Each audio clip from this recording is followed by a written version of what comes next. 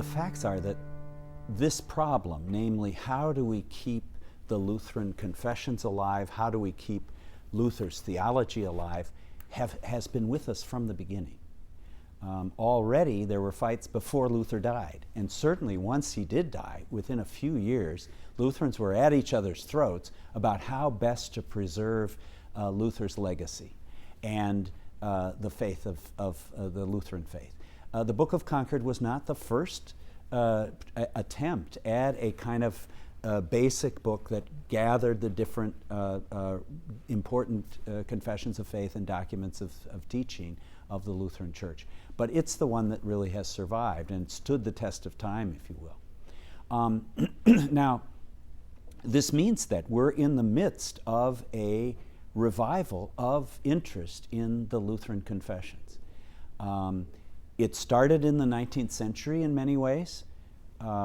It has gained steam under people like Ted Tappert of the 1950s. And certainly in my own day, I mean, when you look at what I've written, I wrote a book that's the best seller of all the 20 books that I've either edited or written outside of the Book of Concord, which of course has sold more than anything else. It is a book on part of the Book of Concord itself. I've written one on the so-called Formula of Concord. I wrote another on the Catechisms of Luther, as has Bob Kolb and Chuck Arendt and other people, and these books actually sell. We still use the small catechism in many churches in training our youth for 8th grade. Many pastors use the small catechism also for adults. In my own congregation, where my wife is the pastor in Moorestown, in a few months, I will once again be sitting down with the new members, many of whom are former Roman Catholics, former Baptists, or former who knows what, and talking to them about what the center of the faith is, introducing them to the Book of Concord and the Augsburg Confession, and particularly the catechisms. The fact that my translation of the Small Catechism is now in the Evangelical Lutheran Worship, I think is a great kind of contribution. So that's the positive side. On the other side, we still have to work on this. Every generation has to reclaim Luther's theology, Luther's the tradition of the Lutheran Church, and the faith of the Lutheran Church, the confessions of faith, anew. And so this is not something you can do once and then be done with for 400 years. And so we're always in the process of doing that.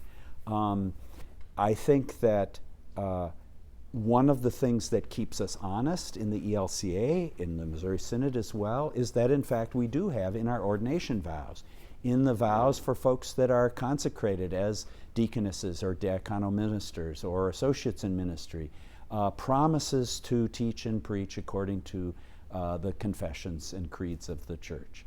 And it's in the ELCA constitution, the constitution of each synod, the constitution of each congregation. Of course, having it there and actually following through are two different things. But I continue to go around the country teaching pastors and reminding them of this, of the real gem that the Book of Concord is.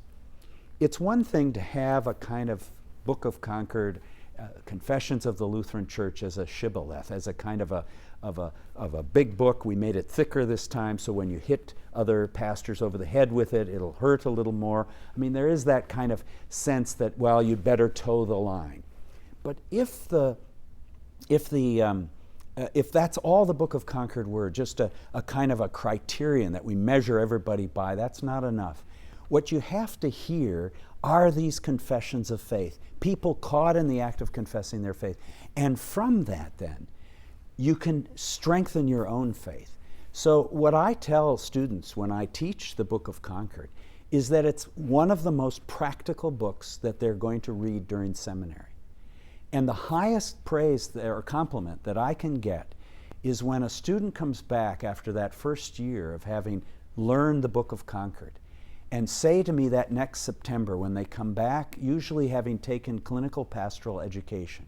So they've been in a hospital for the summer for 10 weeks, an intensive kind of ministering to people. And they say, next to the Bible, the thing that helped me most with my ministry was rereading parts of the Book of Concord. That's the way it ought to be understood. And I think that some folks continue to catch that spirit of the Book of Concord, to see it how practical it is as a support for their own ministry.